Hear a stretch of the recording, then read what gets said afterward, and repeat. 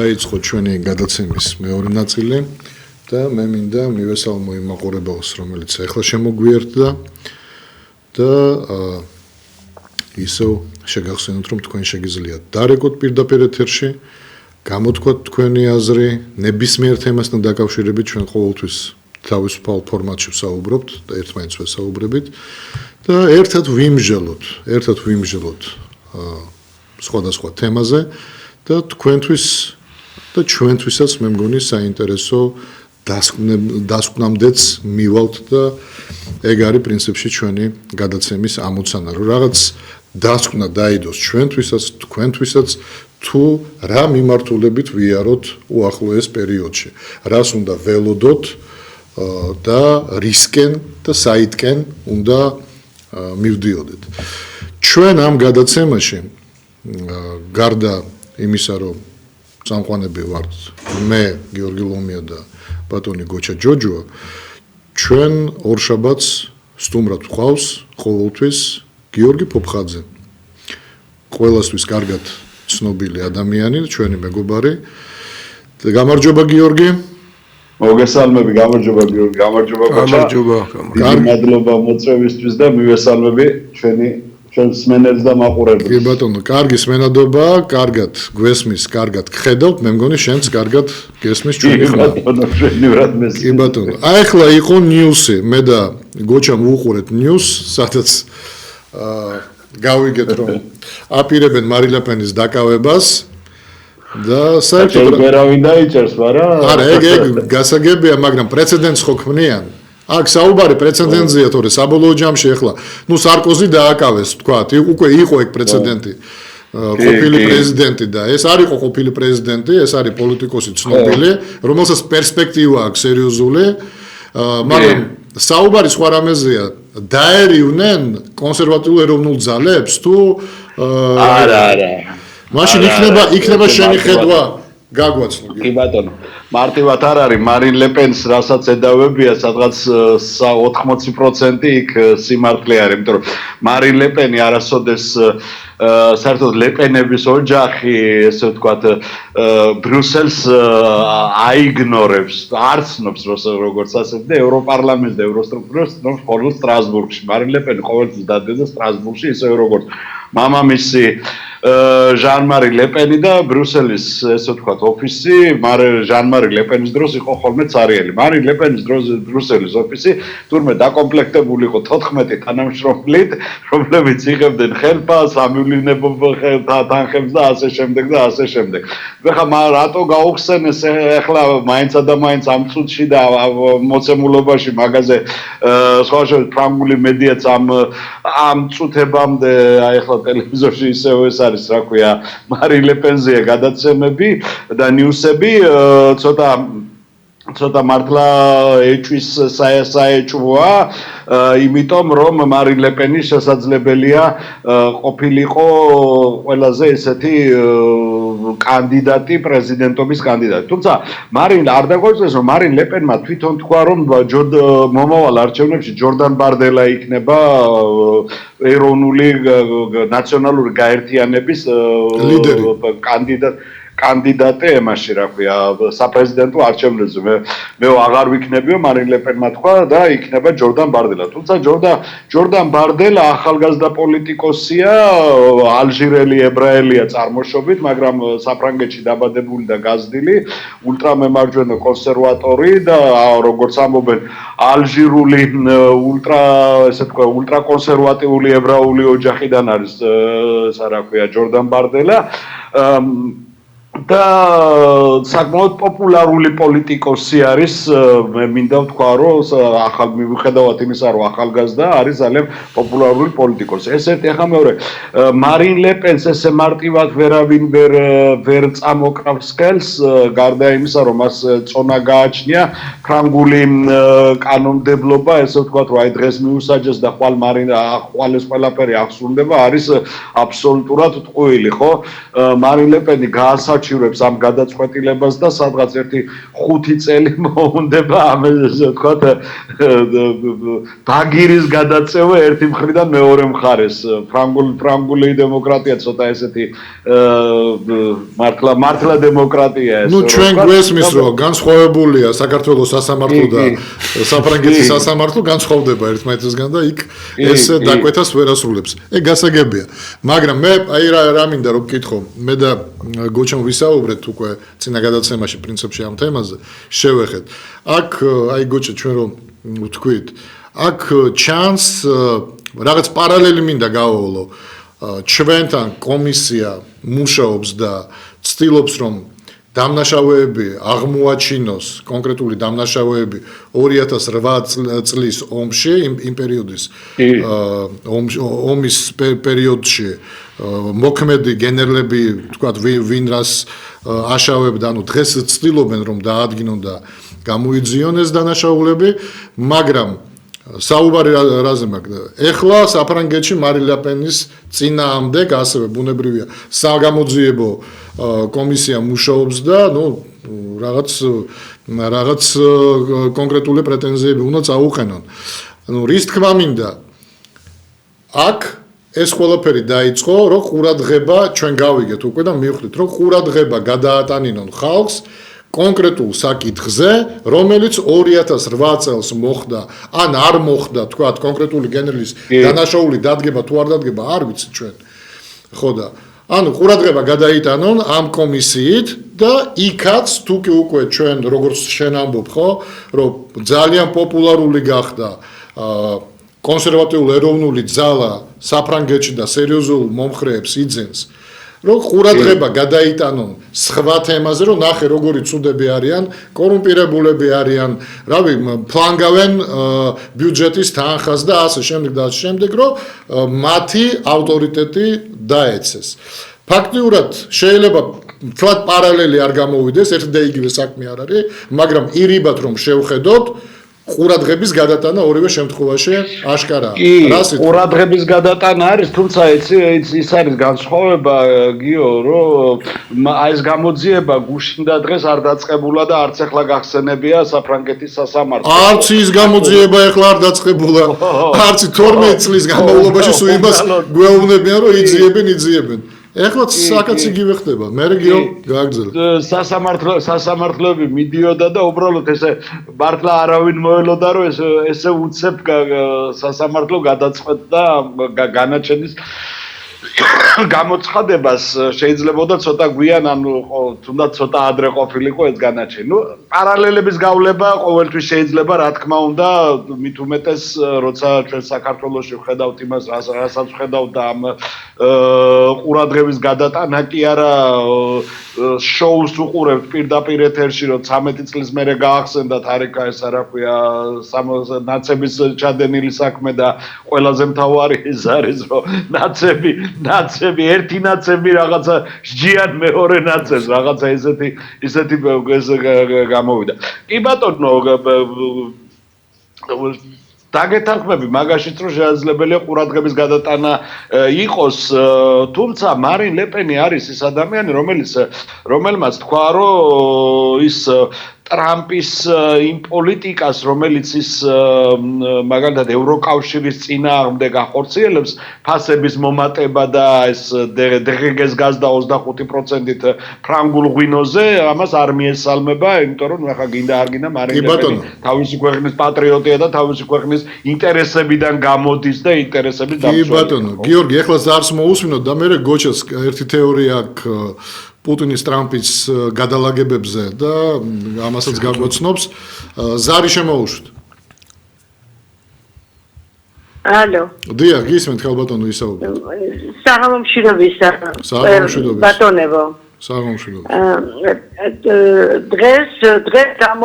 დღევანდელ დღეს გამოცხადდა დამოუკიდებლობა საქართველოში, როგორც დღეს მიდის ლაპარაკი. ჩვენ კითხვას უცვალთ მოსახლეობა შემთხვევაში ჩვენი თაობის ჩვენ დღეს ვართ დამოუკიდებლები ჩვენ დამოუკიდებლები არასდროს არ ყოფილვართ და არც დღეს არ ვართ უბრალოდ ხალხი ტყუილშად და ეს ტყუილები მოდის 34 წელიწადიან. ეს ერთი. მე კიდევ ხან ახსენეთ ბატონო გიორგი წინა გადაცემაში რომ ესო ველური კაპიტალიზმიაო. ჩვენ მოსახლეობას მე გეკითხები თქვენ, ამიტომ მოყვარს მთავრობები და ამიტომ დაინგრა საბჭოთა კავშირი რომ ჩვენ მთავრობები მოვიყვანოთ, ჩვენი ხმები კოხტად მიიღონ და თქვენ კარგად იცხოვროთ ბატონებო, დასულებმაც და დღევანდელმაც. რა მაგარია ესე იგი, თქვენ ჭკვიანები გამოდიხართ, ჩვენ შთანები ვართ მოსახლეობა. აკირე კაცო, უსმენ ეხლა ხანდახან ხოლმე ოპოზიციურ ახებს აცკივი და გადავხტო და ამბობენ რომ ისა რომ საქართველოს მეხუთე პრეზიდენტი სალომე ზურაბიშვილიო. ესენი თქვით კარგად არიან, ესე იგი ამათვის არის პრეზიდენტი სალომე ზურაბიშვილი კაცო და დანარჩენი მოსახლეობა რო არ აღიარებს ეგრანაირი პრეზიდენტია ჩვენ ვერ გავიგეთ კაცო. მე კიდევ თავრობა მე კიდევ ერთხელ მინდა ვთხოვო და მიუმართო. თქვენ ამას ხონებულებო, თქვენი თავისისო კახელფასებს ირიგებს, კაი ცხოვრება გინდათ მოსახლეობის ხმები, მუდმივად გინდა სათავეში ყოფნა. ჩვენ პენსიონერებს რატომ არ გვაძლევთ ნორმალურ პენსიას? რო დაყავით 70-მდე ეს, 70-ის მაღლა ეს, იმის მაღლა ის. ვერ გავიგეთ თქვენ ვინ ხართ, რომ ჩვენ გაგვარჩიოთ ჩვენი პენსია გადმოგდებული აი ძაღლს გადაუგდებენ. თქვენ მოგწონთ და თქვენ აღარ გვეკითხებით მოგწონთ თუ არა. თუ ეგეთი მაგარია ჩვენი პენსიები, თქვენი ცხოვრება, ჩვენი პენსიები, რასაც ჩვენ გვირიგებთ. აღხენიათ რომ ჩვენ გვაში მშილებ და გვამათხოვრეთ. ამისთვის გვინდოდა ჩვენ დამოუკიდებლობა და ამისთვის გვინდოდა რომ მთავრობები მოგვეყანა და კარგად გეტკლივა და გეჭამათ. ჩვენ სანამდე უნდა ვიყოთ ასეთ ყოფაში, ასეთ ცხოვრებაში. ველური კაპიტალიზმისთვის დავანგრიეთ საბჭოთა კავშირი და გვინდოდა ესეთი ცხოვრება გქონოდა. აღხენიათ კაცო, მე კიდე პენსიონერებს აქვს ბანკის ვალები. და მე თხოვდა მიმართა ივანიშვილს ჩამოაკლას ეს ბანკის ვალები, გერეთი რო ამბობენ 26% ჩამოვიყვანეთო, 26 კი არ არის, 35-იც კარგად არის. უბრალოდ მოსახლეობას ატყუებენ. და ჩამოაჭრან ეს საწოდავ პენსიონერებს, რომელსაც საწოდავრად აქვს აღებული ეს კრედიტები. და ხავენოდეს საერთოდ როგორ ლაპარაკობთ მოსახლეობის წინაშე მიუმართა მთავრობას. ქალბატონო, თქვენ პატივისცემულობა მოსმენისთვის. მადლობა თქვენ, ქალბატონო, არ გახვიდეთ ეთერიდან. ეთერში ხართ? მე მინდოდა მეკითხა იქნება თქვენ იცით. პენსიონერს გამოაქვს თავისი პენსიის ნახევარი, თქვათ რაღაც, ხო ნახევარი წლის პენსია გამოაქვს, ხო, ეგრევე გამოაქვს და მე პროცენტთან ერთად ეჭრება მას პენსიიდან. აი ეს პროცენტი ქალბატონი რო ლაპარაკობდა 26-ო და 35, ამ პროცენტზე საუბრობ და? საბოლოო ჯამში მაგას ამბობს, 26 კი არა, 35 გამოდისო და 35 კი არა, რო დაუფიქრდე 100%-იანზე ზადის, მე საბოლოო ჯამში მოგება.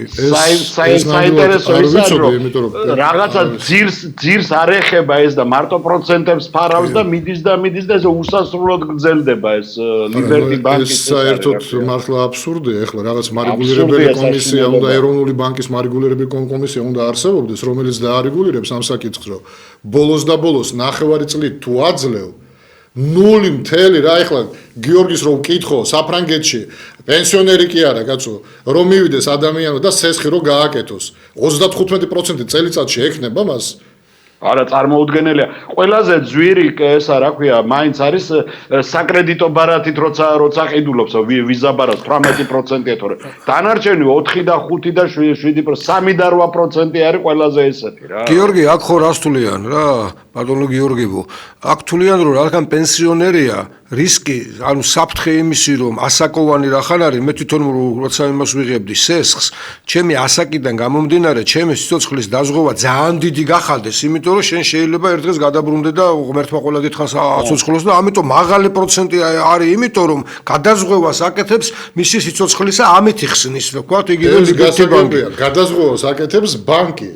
და ამ გადაზღვევით რომ ბოდიში სიკვდილს უახლოებს ამაზე არავინ არ ფიქრობს? და თავი დაანებ, ეხლა მე კიდე საოცარს გეტყვი. მე ხო ამ ხელა ფულს ხო ჩემგან ხო მიაქვს ცოცხლის დაზღვების, მაგრამ თანამსესხებლები მყავს. ანუ მე რო გარდავიცვალო კიდევაც, ჩემი შვილი თანამსესხები მაინც, ანუ მე ფულს მაინც მართმევს. მაგრამ თანამსესხებელიც ყავს, რომლისგანაც ასევე მე თუ აღარ ვიქნები მისგან ამოიღებს. ანუ უბრალოდ ყველამ ძარცვავს რა, ეს ჩვეულებრივად, რასაც ამბობთ. საშინელება ის არის, რომ ქართული ბანკების სადღაც 80 სრული 100% ის სესხი აქ საფრანგეთში როგორ არის და ევროპაში როგორ არის და ევროკავშირის დირექტირა როგორ არის. იქ რაღაცა დიდი ნაწილი მიდის ძირის დაფარვის და რაღაცა საქართველოში პირიქით არის. თან საქართველოში ჯერ პროცენტი მთლიანად უნდა დაფარო და მერე იწყება ძირის დაფარვა. აი მე 6 წელია ვიხდი და კიდე მაქვს 10 წელი, 16 წლიანი, 1 წელი მომიმატა კოვიდის, 15 წლიანი იყო და კოვიდის. და ეხლა გეტყვი, ის რაც აღებული მაქვს, ამ 6 წლის თავზე როგორც იქნა ამ თანხამდე გადახდილი რაც მაქვს. ხომ გადახდილი მაქვს უკვე ის თანხა, რომელიც აღებული მქონდა, მაგრამ რაც ჩამომეჭრა, სულ 40000 მომაკლდა და 500 რაღაცა 80000 მა გადახდილი.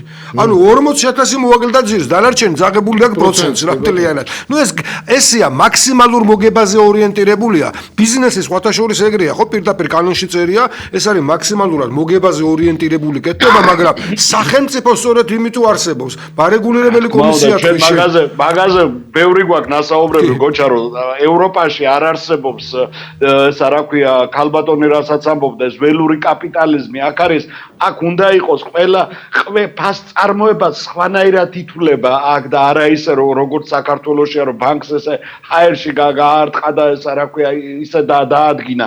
აქ უნდა იყოს კანონი, რომელიც არეგულირებს იმ ძირის დაფარვას, საკრედიტო პოლიტიკას, იმის შემოსავლებს, ასე შემდეგ და ასე შემდეგ და ასე შემდეგ.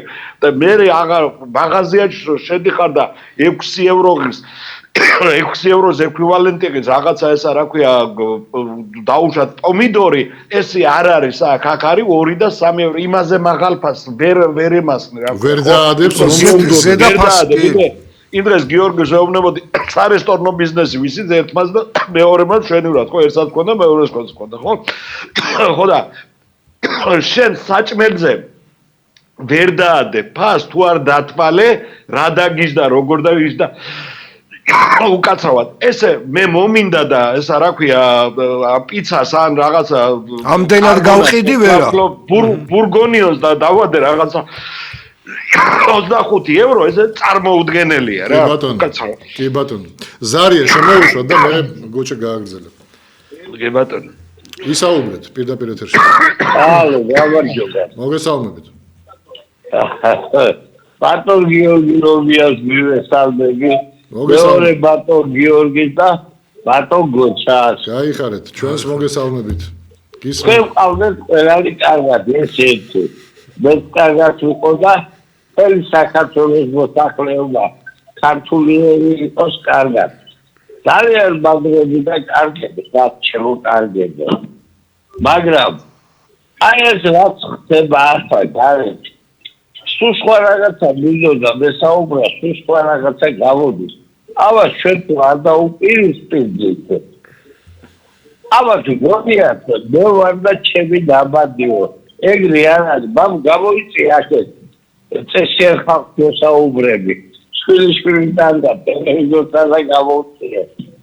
ჩემო თვითო ხალხი.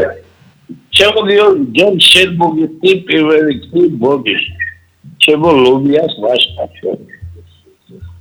მე როდესაც წერი პარტია კალიბდებოდა, მამ სოსო მანგავიძე არის ჩემი დედულეთიდან.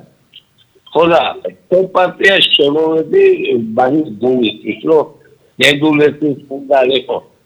ჩემი თქვენთან საუბარი მახსოვს, მე ეს პარტია მეჩამოვაყალიბეო ყველაფერი და მაპარტიე, რომ რაღაცა შემჩნია.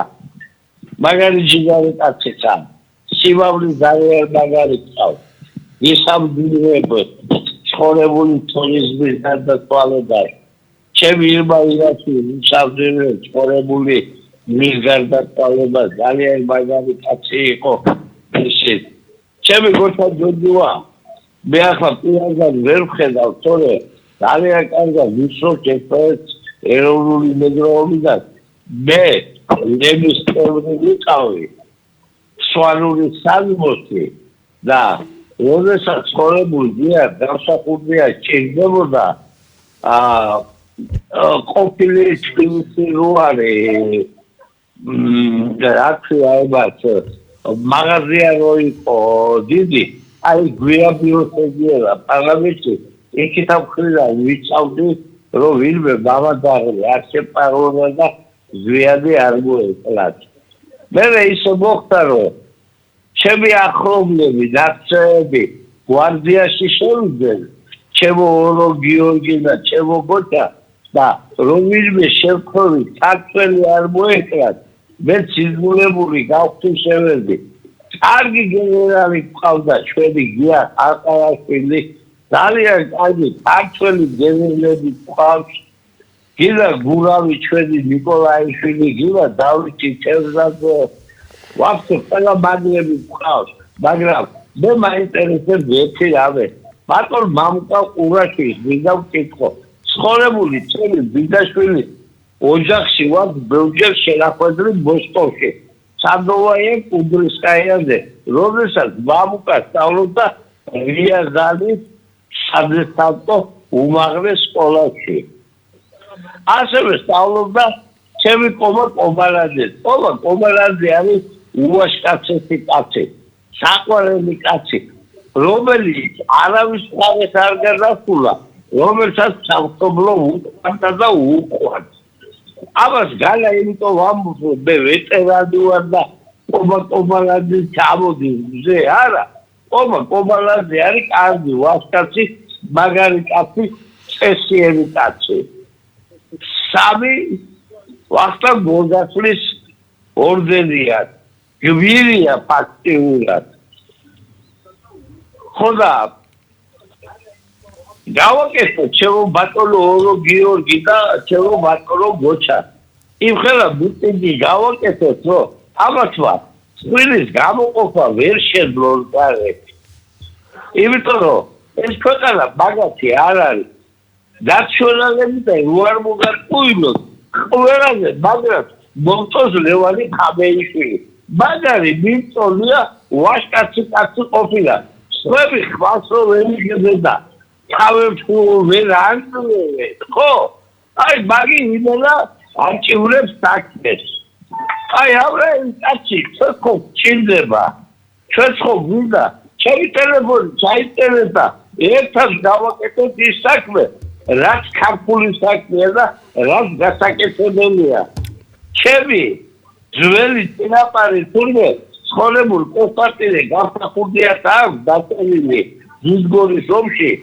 ივანე გუგეზიას ეს გვარდა სახეს გასა დაუბალა ბედროშე მელომე ყოფილა სვანეთის ლაშქრი სამი სადროშე სალომე ჩამოსულა ერთ-ერთი ბედროშე მელომე ყოფილა ძუძგორის ომი გოვიგეთ ფედალოსტინე ალკოდა ამ გაფრიკებულ ხალხს ვერ მოუგებთო აი ხარეთ თქვენი ჭირიმე მოდით რადგანაც ვიხდი დიდბოდი აი ხარე მართალს ამბობთ თქვენ ამბობთ იმას რომ მართლაც ბოლოს და ბოლოს შევატოვეთ რა თითქოს ქუჩაც ერთ მხარეს მეორე მხარესაც მოდით პირდაპირ ვთქვათ ეს ხელისუფლებაც ეს ამათ გონიათ რომ რადგანაც დიდი ნაწილი ვთქვათ იმ ადგარდა ვინც გამოდის ეს ლიბერალური მხარე და დანარჩენები თქვათ ერთად კიდე არ დგებიან თვლიან რომ მის მხარეს არის სინამდვილეში ხო ესე არ არის ახლა თქვენც ამას ამბობდით რომ როგორ მართლა სხვაზე ნაკლები პატრიოტული სამშობლო სიყვარული ეს ადამიანები ვინც ამდენი ვართ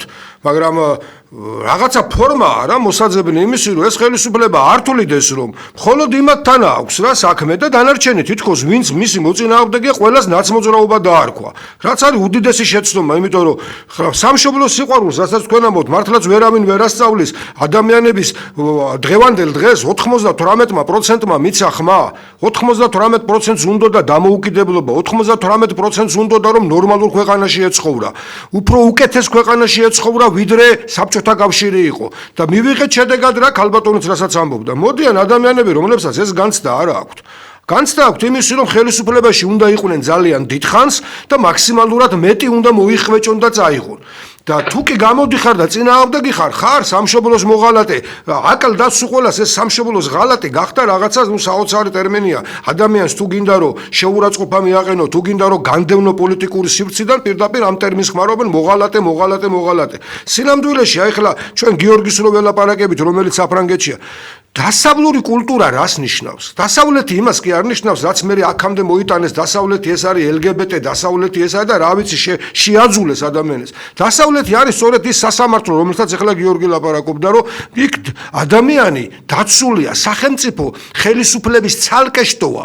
სადაც მე ხელისუფლებასთან ადამიანი მოქალაქე თუ კი დაუპირისპირდი, სასამართლომ მე შეიძლება გამამართლოს და სახელმწიფო გაამტყუნოს. ეს არის მისაღწევი. მართლის მხარეს უნდა იყოს და არა ხელისუფლების მხარეს უნდა იყოს. და დღესაც როცა იმას ვლაპარაკობთ, რომ ვართ კი დამოუკიდებელი, ადამიანი კითხულობს ხშირ შემთხვევაში. დამოუკიდებლობა ეგ არის სწორედ რომ შენს ქვეყანაში როგორ წყვეთ, მაგრამ ამის გარდა არსებობს კიდევ ხშირად გვილაპარაკია ამაზე.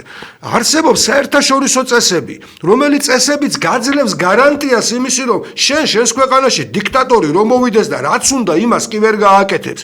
იმ დიქტატორს პასუხი იმ საერთაშორისო სამართლის წესებით უნდა მოთხოვო. იმიტომ რომ გაერთიანებული ერების ორგანიზაციაში როცა შედიხარ, როცა სახელმწიფოდ გწნობენ, როცა შენ რაღაც გარკვეულ ვალდებულებებს იღებს სხვა სახელმწიფოებთან, საერთაშორისო საზოგადოების წევრი ხდები, ვალდებული ხარ. ანუ დიქტატურისა, რა ქვია, დამოუკიდებლობა არ ნიშნავს რასაც მინდა გავაკეთებ. აი დღევანდელი ხელისუფლება ამბობს, რომ რატომ ერევიან ჩემს იმაში, რა ქვია, შიდა საქმეებში სხვა ქვეყნები და რასაც მინდა გავაკეთებ. ვისაც მინდა, როგორც მინდა ისე გავასამართლებ და როგორც მინდა დავიჭერ. ეს არ არის დამოუკიდებლობა, ეს არ არის სუვერენიტეტი, იმიტომ რომ რეალობაში შენ ისე იქცევი, რომ შენს ხალხს იმ საერთაშორისო დანარჩენ მეზობლებს აჩვენებ, რომ შენ როგორც გინდა ისე რომ მოიქცევი, ისინი იძულებული ხდებიან, ჩვეულებრივად მაგალითს ვამბობდით. მე რომ მეზობელს ხედავ, რომ თავის ოჯახის წევრებს ურტყავს, ცემს, ბავშვებს, მე ვალდებული ვარ, როგორც მეზობელი ჩავერთო და შევიდე და უთხრა, რა შვები, კაცო, ამის გაკეთება არ შეიძლება. იმაში ევროპულ ქვეყანაში შეიძლება თვითონ არ შევიდეს, მაგრამ პოლიციელს დაურეკავს და ეტყვის, იმიტომ რომ ის თulis რომ ჩვენ ცოტა სხვა კულტურა გვაქვს, მიგვაჩნია რომ ჩვენ უნდა ჩავერიო, ჩვენი შეგვიძლია. ის თulis რომ გადასახადს იმიტომ ვიხდი, ამისთვის კაცი არსებობს ხელფას უხდი, კაცო, ამ კაცს რომ როცა საჭირო არის შევიდეს და ჩაერიოს იმ მეზობლის არასწორ ქმედებაში, რომელიც თავის ბავშვებს. ახან თავისია ის ბავშვი, როცა მინდა გავლახავ, რასაც მინდა უზავ, ესე ხომ არ არის? ამას არ ნიშნავს რომ მისი აგრესია ხვალზე გარეთ არ გავა. ხო, მე გარეთ გამოვა, იმიტომ რომ დღეს თუ თავის შვილს ურტყავს, ხვალ შეიძლება ჩემს შვილსაც დაარტყას, კაცო. აი აქედან გამომდინარეა, სად გადის სუვერენიტეტის ხაზი? რას ნიშნავს დამოუკიდებელი ვარ და რასაც მინდა გავაკეთებ ჩემს ქვეყანაში, ხო? რაღაცა ზღვრები არსებობს, რაღაც გარკვეულწილად ჩარევა სწორედ ამიტომ ხდება. და აქედან გამომდინარეა, რომ ჩვენ გვასწავლეს და ვიცოდი, ჯერ კიდევ საბჭოეთში, ახლა გიორგის ვეუბნებოდი, რა ქვია, გიორგი საფრანგეთში გეუბნები, რომ ბიჭო, მუხან მაჭავარიანის ლექსებზე ვიზრდებოდით. უხარქაშო ხმლები ლევან სანიკიძის საბჭოთა პერიოდში. ჩვენ პატრიოტიზმი ძალიან კარგად ვიცოდით რა იყო, მაგრამ სახელმწიფო რა იყო და სახელმწიფოებრივი აზროვნება რა არის. აი ველური კაპიტალიზმი, რაზეც მიდის ლაპარაკი და შენ რასაც ამბობ. დასავლეთმა ეს ველური კაპიტალიზმის მომენტი გაიარა 300 წლის წინ, 200 როცა ბურჟუაზიული რევოლუცია მოხდა. მერე დაარეგულირა ეს ყველაფერი და გამოცდილება შეეძინა სახელმწიფოს ვალდებულება რა არის. ადამიანს სოლიდარობა გაუჩნდა, სოლიდარობა ერთმანეთის, სოლიდარობა, აი ეს აგვაქვს დაკარგული. და ჩვენ სახელმწიფოებრივად ეხლა სხვათა შორის ამბობდა იმ დასავლურ ტელევიზიებშიც გაჩნდა უკვე როგორც იქნა წამოვიდა ფორმულაზე იყო გუში ლაპარაკი რომ კაცმა თქვა რომ არასწორიაო რუსული ვიძახითო რუსულს რა საბჭოური აზროვნებაა რუსულზე კი არ არის ლაპარაკი აზროვნების წესზეა ლაპარაკი თორე ირანშიც იგივე აზროვნებაა შუა აზიის ქვეყნებში ძალიან ბევრ ქვეყანაში სადაც არ არის დემოკრატიული აზროვნება სადაც ადამიანები ერთმანეთს ტრად აღიქვამენ და მოღალატეთ აღიქვამენ და არასწორი არა ირანს სხვათა შორის აგერ ამერიკის შეერთებული შტატები რატოა პრეტენზიებს უცხადებს ორი თვე აქვს მიცემული ვადა ორ თვეში ან ატომურ პროგრამაზე იტყვის უარს ან და სამხედრო ჩარევას გავაკეთებ ანუ სუვერენიტეტს არღვევს მისას ის თulis რომ ქვეყანა რომელიც არასწორად იქცევა მისი გადასახედიდან არასწორად აქვს მართული შიგნით ქვეყანაში მოწყობილი სიტუაცია ხო ჩარევის უფლებას აძლევს თავისთავად იმიტომ რომ საფრთხეს წარმოადგენს დანარჩენი ქვეყნებისთვის ეს მოდელი უნდა დავინახოთ ჩვენს ქვეყანაშიც რასაც უნდა იმას ვერ გააკეთებს ბიძინა ივანიშვილი ის ადამიანები შეიძლება მომწონს შეიძლება არ მომწონს დღეს ქუჩაში რომ არიან გამოსული მაგრამ იმ ადამიანებსაც რომელსაც აქვთ იმისი უფლება თავისი აზრი გამოხატონ და ჩვენ უნდა ვებრძოლოთ სინამდვილეში იმას, რომ აი ეს დემოკრატიულობის ფორმა, რომელიც არის გვინდა თუ არ გვინდა, მაგრამ საუკეთესო ფორმა, იმიტომ რომ სოციალურად გამართულია, ადამიანი დაცულია. აგერ ლაპარაკობდა გიორგი, კრედიტის ფორმა როგორ არის დაცული, პენსიონერი როგორ არის დაცული, როგორ არის დაცული ის, რომ ადამიანი არ გაიძარცვოს. სახელმწიფო მაქსიმალურად ცდილობს და ამიტომ ვქირავობ ჩვენ სახელმწიფოს იმ ჩინოვნიკებს, რომ ეს უნდა გააკეთონ და არა ის, რომ სახელმწიფოს ჩინოვნიკი თulis, რომ ის თუ იქ მოვიდა ხელისუფლებაში, მერე მისი დათმობა აღარ უნდა, იმიტომ რომ რასაც უნდა იმას აკეთებს. ამას უნდა ვებრძოდეთ. მე მაგალითად პირდაპირ გეტყვით, რომ ვაპირებ აქედანაც გავიდე იქაც და მივიდე, იმიტომ რომ ის არ არის, რა ქვია, 31 მარტი ჩემთვის პირველი რეფერენდუმი იყო, სადაც მეც ისევე მივეცი ხმა, როგორც ჩვენი მაყურებლის უდიდესმა ნაწილმა ალბათ, იმიტომ რომ სხვანაირად მიუხედავად ჩამოფრინდი კაცო სპეციალურად, რასაო. ის პერიოდი გაიხსენე, რამხელა დიდი ის ქონდა, მუხტი იყო იმისი, რომ ჩვენ გვინდოდა ნორმალური დამოუკიდებელი ქვეყანა გქონოდა. ეხლა ერთსაც გეტყვი გიორგი, რადგანაც აი მე და გიორგი საუბრობდით, რომ ევროპაში როგორ უყურებ და შენ როგორ ხედავ, შეიძლება ჩემი გადასახედიდან უფრო ესე ჩანს. აი ორი ქვეყნის ისა, რა ქვია, ლიდერი, რომლებიც ყველაზე ძლიერი სამხედრო, ასე ვთქვათ, პოტენციალის მქონეები ჯერჯერობით რაც ჩანს, ხო? ეს ორი ლიდერი ლაპარაკობს იმაზე, რომ შვიდობა და ცდილობენ იმას, ყოველ შემთხვევაში მათი რიტორიკა, მათი ქმედება, მათი, ასე ვთქვათ, აქეთკენ არის მიმართული. გიორგიმ კარგი სიტყვა იხმარა იმის, რომ ყოველ შემთხვევაში შეფუთული ესეა ეს ყველაფერი, მაგრამ სინამდვილეში ჩანს, რომ ორივენი ემზადებიან და ჩანს ესეც, ახლა გინდა რუსეთიდან აიღე და შეხედე რას ამბობს, როგორ ემზადება იმისთვის, რომ თავისი სამხედრო სიძლიერე გააძლიეროს, არქტიკაზე რაც შეიძლება მეტი თქვა ტვირთების გატარებისთვის შექმნას და არქტიკულ, ასე ვთქვათ, ამ ზოლში მაქსიმალურად თავისი გავლენა გაზარდოს. ასევე ემზადება ამერიკის შეერთებული შტატები, ერთის მხრივ გრენლანდიაზე ამბობს, რომ აუცილებლად მჭირდება ეს. და თან საინტერესოა, შიგნით ჩანს შემთხვევითი იყო თუ არა შემთხვევითი იყო ის, რაც ასე ვთქვათ, იმაზე ტელეგრამის არხზე რო გავიდა. იქ ჩანს, რომ ჯედი ვენსი როგორ ეკამათება და ეუნება. ანუ შიგნით გუნდია, ესეც კი არ არის, რომ ტრამპმა თქვა და მორჩა.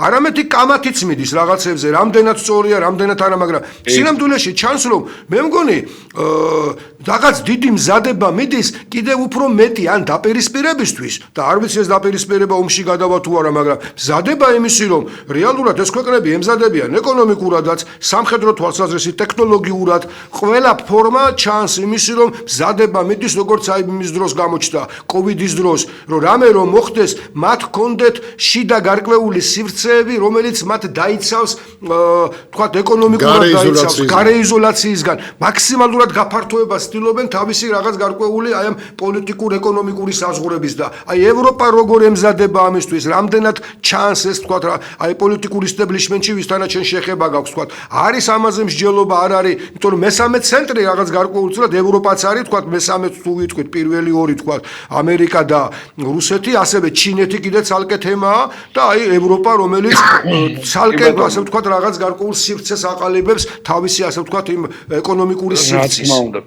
რა თქმა უნდა, ევროპა აყალიბებს ამ სივრცეს, რაზეც შენ ისაუბრე და არა მარტო ეს თვალნათლივია და ჩანს, არამედ ამას ეს რეალობა არის ფაქტიურად, ხო? საფრანგეთი ფაქტიურად ლოკომოტივად გამოვიდა ამ შემთხვევაში, ესე ვთქვათ, გერმანია ჩაანაცვლა, ხო, აქამდე გერმანია იყო ლოკომოტივი. აქამდე გერმანია იყო, ეხლა არის საფრანგეთი არის ფაქტიურად. მან თავისი ატომური პოტენციალი შესთავაზა პრინციპში ევროპის დაცვისთვის. რა თქმა უნდა, ეხლა გინდა შენ იძახე, რომ 200 ატომური ბომბი აქვს თუ 240 ატომური ბომბი აქვს, 240 ატომური ბომბი საკმარისი არის თავდაცვისათვისა და თავდასხმისათვისაც, ხო? არ არის ეს ხელწამოსაკრავი, მესამე თუ მეოთხე ეს არის, რა ქვია, ატომური სახელმწიფო არის მაშინ, რა ქვია, მსოფლიოში, ხო?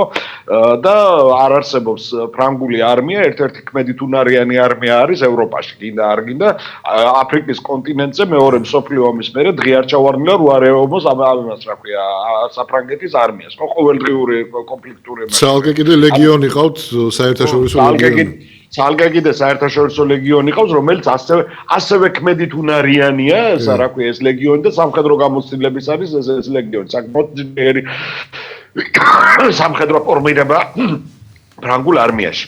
რა თქმა უნდა, გოჩა, ეს მიმდინარეობს და მიმდინარეობს ეკონომიური გადაიარაღებაც. მიმდინარეობს ის სამხედრო სამრეწველო კომპლექსი, რომელიც ასე ვთქვათ, მიძინებული იყო აქამდე და სადღაც 50 წლის განმავლობაში იყო მიძინებული, ხო? იმან ესე ვთქვათ, მეორე სიცოცხლე შეიძინა ისევე როგორც რუსეთში და ამერიკის შეერთებულ შტატებში, ასევე საფრანგეთში და დიდ ბრიტანეთში, ხო? ეგ კი არა, ეხლა 40 წელი იყო გაჩერებული ფაქტიურად რეინ-მეტალის, გერმანული რეინ-მეტალის სატანკო წარმოება იმ სიმძლავრით, რაც სიმძლავრითაც მათ ამოქოქეს ეხლა და ის რაც გაჩერებული იყო, ამბობენ რომ კიდევ 5 წელი დაგვჭირდება ჩვენ რომ ეს თლიანი რაც ადრე გქონდა ის სიხარე და ის სიმძლავრეებზე რომ გავიდეთ, ხო? ანუ ის გაჩერებული და სტაგნაციაში მყოფი ესა რა ქვია ეკონომიური სამრეწველო კომპლექსები დააბრუნდა. ეხლა ჩვენ ყავის ჭიქაზე ვერ ვიმკითხავებთ რისთვის ჭირდება ეს გინდა ამერიკის შეერთებულ შტატებს, გინდა ამას რა ქვია რუსეთს და გინდა ევროპას, მაგრამ ეს სამზადისი მიმდინარეობს. იმიტომ რომ სამხედრო სამრეწველო კომპლექსი არის ერთ-ერთი ყველაზე დიდი შემოსავლიანი და ეკონომიური გაძლიერებისთვის ერთ-ერთი მნიშვნელოვანი ფაქტორი, ხო? ჩვენ როდესაც გინდა არ გინდა გქონდა ეხლა მიშას ვაგინებთ არ ვაგინებთ დელტა როცა შემოიტანა მიშამ, ხო? განავითარა გაცოთელი მიმართულებები განვითარდა. კი ბატონო და ხოცებმა ცუდი რაც გააკეთეს, ადგენდა ეს დელტა ფაქტიურად გაანულეს და გააჩერეს. არადა სამხედრო სამრეწველო კომპლექსი ისრაელი რაზე დგას? სამხედრო სამრეწველო კომპლექსზე დგას, ხო? იმას ჭირდება, არ ჭირდება მეორე საკითხია, ხო? მაგრამ ის მზაობა ისრაელს ყოველთვის აქვს. და ყოველთვის მოწინავე ტექნოლოგიებში დევს ისრაელი ძალიან დიდ ემას, რა ქვია, ფინანსებს, რომელიც მე ძალიან დიდ მოგებას იღებს, ხო? ის რა ქვია, რკინის გუმბათი მარტო ისრაელში ხوار მოქმედებს, კაცო, იყიდება ის და სოფლის წამყვანი ქვეყნებს აქვს ნაყიდი ის ანტისარაკეტო სისტემები. ჩვენც არ გვაწყენდა ეგ ანტისარაკეტო სისტემები. ჩვენ აი გიორგი უკაცრავად ხე შენ შეერაღებაზე დელტაზე ლაპარაკობ, აგერ ამ აქ ჩვენთან სასურსათო უსაფრთხოების მომენტიც კი, რომელიც არათუ სამხედრო ტექნოლოგიებთან ელემენტარულ სასურსათო კრიზისში შეიძლება აღმოჩნდეთ ერთხელ პურიც კი არ გქონდეს. ჩვენ ამაზეც კი არ აქ საერთოდ ამას რატო უყვებით, ხო? იმიტომ უყვებით, რომ ჩვენ როგორ ვემზადებით და ჩვენ ვემზადებით ისე აგერ კომისია ჯარს კიდევ ბოლომდე ყოფას უტირებთ ახლა და სამხედროებს რეაქცია გამოიწვია, ხო? ახლა გინდა არ გინდა, ახლა მართლა ისრაელმა ვერ შეძლო დაეცვა თავისი მოსახლეობა ისე როგორც საჭირო იყო ის ტერაქტი როცა მოხდა, მერე პალესტინის ომის დრიმაშიც, რა ქვია, ვერ შეძლო სხერპლი, რა ქვია, რო არ მომხდარიყო იმაში მშვიდობიან მოსახლეობაში და ასევე კონვენციურია რუსეთ-უკრაინის ომი შედარებით თუ ავიღებთ, ხო, ამ ბოლო პერიოდებში რაც ომები იყო, იქაც კი ვერაცდრენ ამას და შენ სამხედრო დაადანაშაულო, კაცო, ეს ხო მთლიანობაში საერთოდ ანგრევს სამხედროებს მოტივაციას უკარგავს და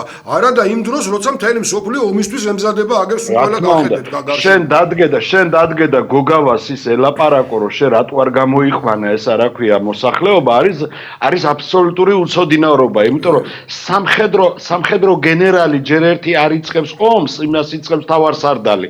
მერე მეორე სამხედრო გენერალს სულაც არ ევალება იქედან გამოიყვანოს ესა რა ქვია. ამისთვის სხვა უწყებები არსებობს, ამისათვის სხვა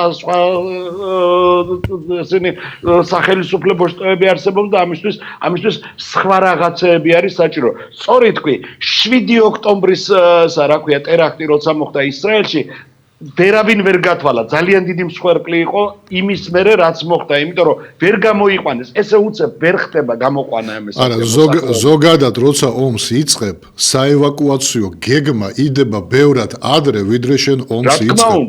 ეს თუ არა გათვლილი, აი ყველას კარგად გვესმის რა რაც დაგვემართება. რაც დაგვემართა პრინციპში, მაგრამ გენერალს დააბრალო პოლიტიკოსებმა და შესაბამისმა უწყებებმა რატო არ შეიმუშავეს ეს გეგმა, ცოტა არ იყოს, მე ვფიქრობ, რომ რბილად რო ვთქვა არასწორია. არასწორია, რა თქმა უნდა, ეგ გეგმა არ ქონდა. არაფერი ამას არ ქონდა. თან უყურებდით გიორგი ხა, მთელი 5 დღე უყურებდით როგორც ცლიდა რუსეთი εμას, რა ქვია, ცხინვალს, ხო, რეპორტაჟები ახლა არ დავიზარე და მოვიძიე და ამოვქეკე იმაში. YouTube-ზე არის უამრავი ვიდეო ამისი დევს როგორ იცლება ცხინვალი გაყავდა და ესენი ისდენ და თხემალს ამისთვის არის ესა რა ქვია დასადანაშაულებელი მიშა სააკაშვილის ხელისუფლება და არა ეს გოგავა რომ ესა რა ქვია რაღაცას მაგრამ 13 წელი რომ შენ მელაპარაკებოდი სხვა რაღაცას და ეხლა გაგახსენდა ეს ესა რა ქვია 2008 წლის კონფლიქტი როცა შენ თვითონ ზუსტად იმ ნარატივს მელაპარაკებოდი 2008 წელში ქალბატონი წულუკიანი, რასაც მიშა სააკაშვილი და ნაცები ლაპარაკობდნენ და შენ იყავი სტრასბურგში, მე ხო მახსოვს, მე აკრედიტებული ჟურნალისტი ვიყავი, თია წულუკიანი იყო მიშა სააკაშვილის უდესა რა ქვია, დიპლომატი ემაში რა ქვია, სტრასბურგში და რას ლაპარაკობდა, ეგ მაინც ვიცი მშვენივრად, ხო? შენამბობდი ნაცების ერთი ყოფილი გუნდი ახლა მეორე სასამართლოს ისევე როგორც გამოდის დღეს და ამბობს რომ ხედავთ რამხელა ზეწოლა იყო დასავლური deep state-ისგან ჩემზე და რა დღეში ვიყავი მთელი ამ წლების 12 წლის განმავლობაში 12 წლის განმავლობაში თუ ზეწოლა იყო 12-ს მიამატე კიდე იქ კიდე უფრო მეტი იყო მაშინ ზეწოლა და შენ თუ იძულებული იყავი თურმე პროდასავლური ყოფილიყავი მაშინ ელცინიც კი პროდასავლური იყო და მთელი რუსეთი და სულ ყველა პროდასავლური იყო იმიტომ მაშინ რატო თხოვი მათ პასუხს და რატო ეუნები რომ შენ რატო არ აკეთებდი თურმე ისეთ საქმებს რომელიც ქვეყნის ინტერესებიდან უნდა ყოფილიყო გათვალისწინებული და არა დასავლეთის ინტერესებიდან და დღეს შეიცვალე სიტუაცია შენზე თურმე ზეწოლა ყოფილა და გუშინდელი აგენტი ასამართლებს გუშინწინდელ აგენტს და მე ამას მაყურებინებენ ტელევიზორში ხო ცოდოები ვართ რა ბოლოს და ბოლოს რა კეთილი, დიდი მადლობა გიორგი ჩართვისთვის. დიდი მადლობა. ჩვენს მაყურებელს შევხვდებით მომავალ ორშაბათს. იმედი მაქვს რომ აუცილებლად. ჩვენი გეგმები არ შეიცვლება. შევხვდებით მომავალ ორშაბათს და მე კი შევხვდები მაყურებელს ხუთშაბათს. ახლა კი დაგემშვიდობებით ძვირფასო მაყურებლებო. დროებით კარგი მზადდებოდეთ.